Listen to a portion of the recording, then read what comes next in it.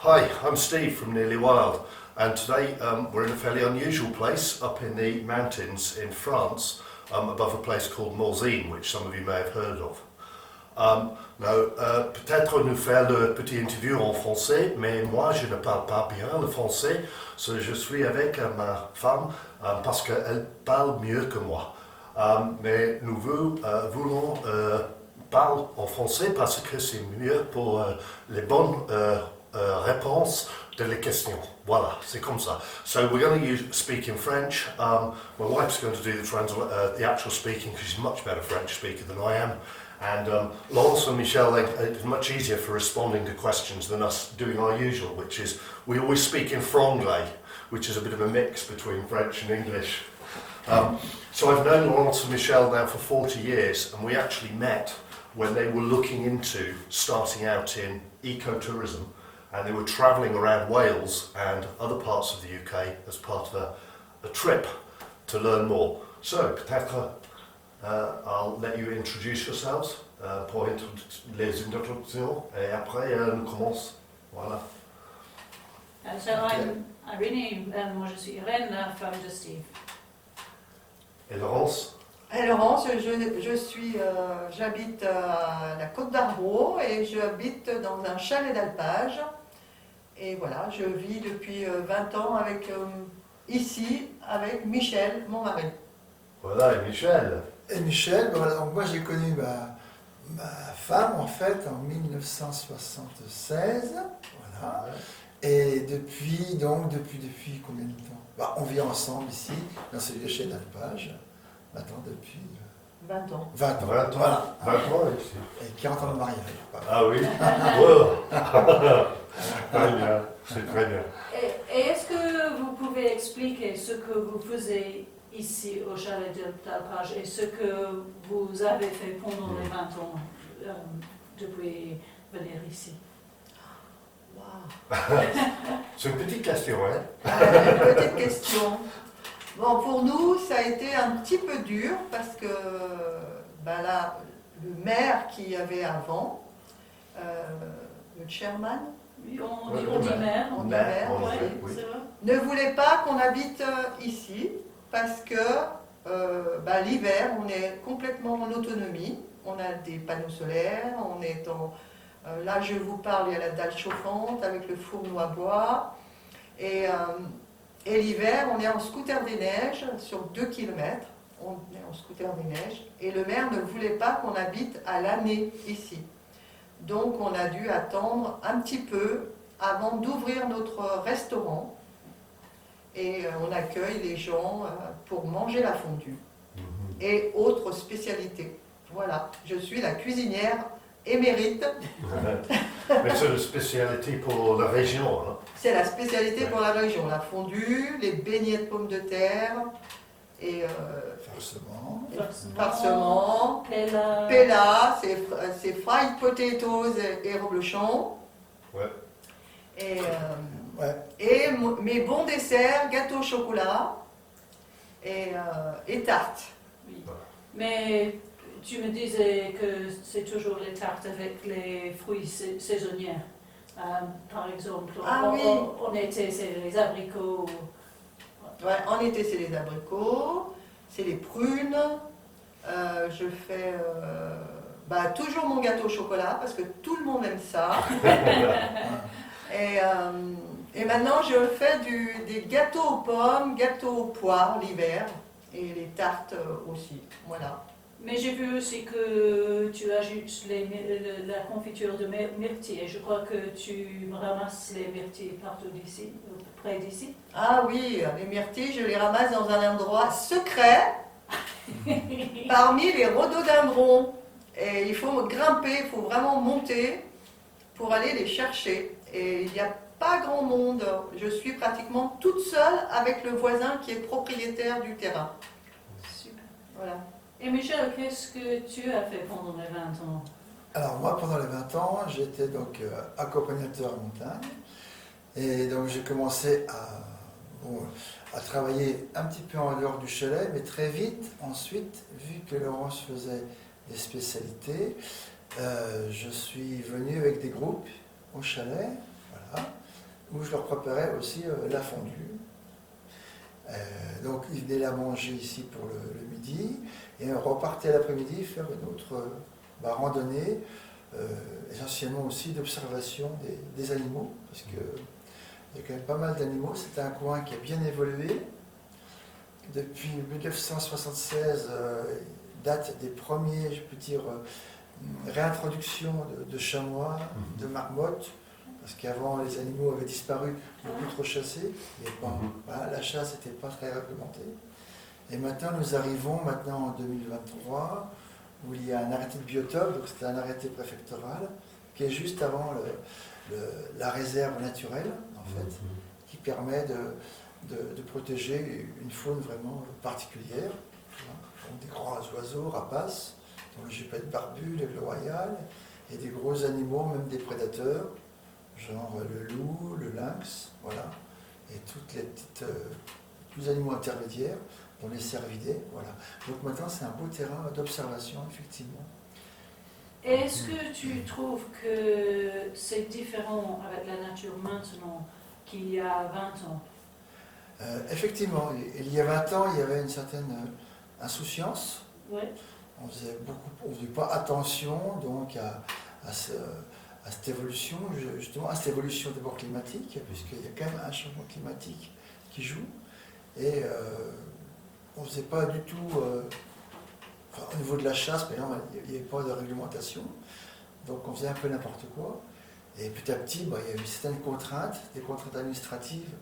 On ne peut plus faire n'importe quoi dans ce qui est bien. Et effectivement, depuis ces 20 ans, je vois une nette évolution animale et floristique aussi, au niveau de la flore. Voilà. Alors, Je peux rajouter Oui. quelque chose? Oui. Ah oui. Continue. Oui, parce qu'on n'a pas précisé que notre chalet est à 1350 mètres d'altitude et que en été, par exemple, les clients ne pouvaient jamais manger dehors le soir parce qu'il faisait trop froid. Mais maintenant, l'été a changé. Maintenant, on a des 30 degrés. Et le soir, les clients peuvent aller sur la terrasse et manger le soir jusqu'à 9h, 10h le soir, sans avoir froid. Voilà. Donc ça, c'est vraiment une évolution du climat Oui. assez exceptionnelle. Et l'hiver, on a de la neige, mais pas beaucoup de neige par rapport à ce qu'il y avait avant. Moi, j'ai connu en 1970, parce que mes parents avaient acheté un chalet juste en face, et en 1970, il y avait ici 4 mètres de neige en février. Wow. Wow. Et maintenant, donc avec des risques d'avalanche tout autour, parce qu'on est entouré de montagnes, qui vont, le roc d'enfer va à quelle altitude? 2244. 2244. Et maintenant, la neige, elle tombe, mais tout de suite derrière, il y a le réchauffement. Donc, il n'y a pas de risque d'avalanche. La neige, elle fond naturellement. Oui. Et après, ça reneige encore un peu. Et voilà, c'est comme ça que ça se passe maintenant. Ouais. Voilà. Et tu disais, je crois que c'est maintenant, c'est une réserve naturelle. Oui, on a arrêté le biotope, ouais. Et ça fait ça pour l'environnement. Ça fait quoi pour l'environnement? Il y a des règles ou quoi? Voilà, alors, à l'heure actuelle, vu que c'est un arrêté qui est récent, les règles vont venir petit à petit. Alors, des règles principales, ça sera, par exemple, avec les chiens, vu que beaucoup de personnes maintenant ont des chiens, il faudra attacher son chien. Voilà. Le ramassage aussi des fleurs sera interdit. Voilà. La chasse aussi, donc la chasse du gros gibier non autorisée sera interdite. Donc, par exemple, comme le loup qui est protégé, le lynx aussi, les grands rapaces. Voilà. Et puis il y aura certainement des itinéraires particuliers où les gens devront suivre, en fait, ne pas trop déborder de gauche à droite dans certains secteurs où des animaux sont là pour la production, notamment le tétralyre pour l'hiver, voilà. Ou alors des petits oiseaux comme on appelle le traquetarié, maintenant on l'appelle le tarier des prés, qui niche lié au sol. Pareil, il y aura des zones où il ne faudra pas trop les balader. puisque l'évolution touristique voilà, est assez importante maintenant. Beaucoup de personnes découvrent la montagne, et donc il va falloir avoir des règles justement pour permettre à la nature d'être tranquille, voilà, pour se développer tranquillement. Et C'est il y a- nécessaire. Quoi. Ouais. Et il y a beaucoup plus de monde qui Oui. vient visiter ici. Oui, oui, voilà. Tu vois. Ça change beaucoup. Et donc cette protection était intéressante aussi, puisque pendant des années, il y avait des projets de liaison touristique par remontée mécanique, voilà, pour que les stations comme le Jet puissent se développer encore plus, mais il faut savoir s'arrêter un jour pour les générations futures, par exemple. Oui, C'est c'est bien. vrai. C'est bien. Et est-ce que c'est cette raison qui vous motive pour faire ce business et ce type de business, à travailler avec la nature? Ben oui, forcément. Bon, nous, on est là, vous êtes à l'intérieur, mais à l'extérieur, vous avez tout l'environnement exceptionnel. Oui. Les montagnes, la forêt. L'hiver, c'est vraiment le top, parce qu'il n'y a aucune voiture, on est tranquille. Et on voit tous les oiseaux, on peut observer les chamois, l'aigle. Oui, exact. Comment tu dis là J'ai pas été par vous. Le gypaète barbu, Voilà. je m'en rappelle plus. Voilà. Le gypaète barbu. Et on essaye on n'essaye pas d'apprendre aux gens, aux clients. Les clients viennent chez nous parce qu'ils veulent sortir de la ville, ils veulent sortir du trafic routier, du quotidien qu'ils ont en bas. Et quand ils arrivent ici, chacun nous dit, ça nous a permis de nous poser, de faire une pause dans notre quotidien. Et ça c'est vraiment très important pour nous. Et je pense que aussi c'est très important pour les choses traditionnelles. Parce que beaucoup ici, mais aussi tu essaies de démontrer le repas traditionnel, les choses traditionnelles, tu expliques la tradition quand personne marche avec vous. Oui, bien sûr. Ouais. Ah, ça, c'est important, c'est important. Dans cette tradition qui avait du bon, puisque c'était le bon sens à l'époque, qui a tendance à se perdre maintenant. Donc les gens qui viennent ici sont contents de retrouver, de pouvoir discuter encore un petit peu du bon temps, entre guillemets. Ouais. Voilà. Et on sent que ça leur fait du bien, quoi. En fait, on fait du social en même temps. Oui, c'est toujours très convivial ici. Voilà, Quand il y a beaucoup de gens, ils rigolent et Oui. vous parlez avec eux pendant Voilà. beaucoup de temps. Ouais. Ouais, tu vois. Alors, toujours dans ces interviews, Steve demande, est-ce que vous avez des avis pour les jeunes qui ont l'intérêt de nature ou peut-être ils pensent à travailler avec la nature? Est-ce que vous avez des avis pour eux? Oui, alors, c'est vrai que c'est un choix de vie, effectivement. Pour en vivre, quand même, je trouve que c'est pas très facile parce que la nature, je veux dire, voilà, la nature ne fait pas encore partie des mentalités gouvernementales et politiques. Donc, il n'y a pas facilité de faire un métier, je veux dire, rémunéré à 100% dans la nature. Mais on peut quand même, avec de la volonté, petit à petit, peut-être pas tout de suite, mais se lancer dans un travail dans la nature, sans trop attendre peut-être d'avoir une grosse rémunération tout de suite, quoi. Ça dépend du temps. Voilà. Il faut quand même beaucoup de temps actuellement. Mais j'espère que, voilà, ça va toujours se développer. Alors moi j'ai une petite idée, Ouais. parce que depuis que je suis jeune, mon rêve aurait été de faire un centre où beaucoup de gens seraient venus, auraient travaillé ensemble, mais avoir chacun leur petit logement.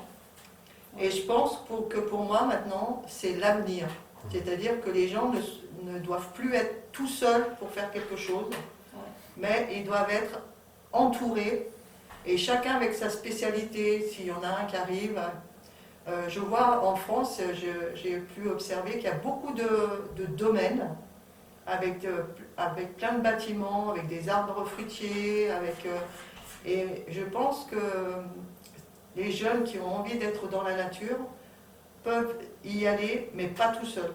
Oui, Être entourés avec d'autres personnes avec qui ils vont établir des règles bien précises en disant moi je peux faire ça, je peux être utile pour ça, et puis et là je pense que après ça fonctionne. En tout cas pour l'avenir, ça fonctionne comme ça. et on peut apprendre aussi des autres Des personnes. autres, ouais, exactement, exactement. Wow, très intéressant. Merci beaucoup. À Avec vous. plaisir. Hey, sorry, I can't speak better French after 40 years of knowing you. Mais pardon, c'est pas ma faute. Merci beaucoup. Merci à vous. Merci. Service, comme on dit en Suisse. And if you want to see a little bit more, we've made a couple of short Right. videos to just show you the local area, so you'll be able to see. And please do have a look at Laurence's Facebook site for the Chalet d'Alpage. It's really good, and it's a great place to come and have a good meal. Or if you do want to stay, get in touch. They've got a really nice room upstairs, but I'm not going to show you that because I like staying there. Okay. Thanks very much. Thank you. Merci beaucoup. Merci beaucoup. Merci.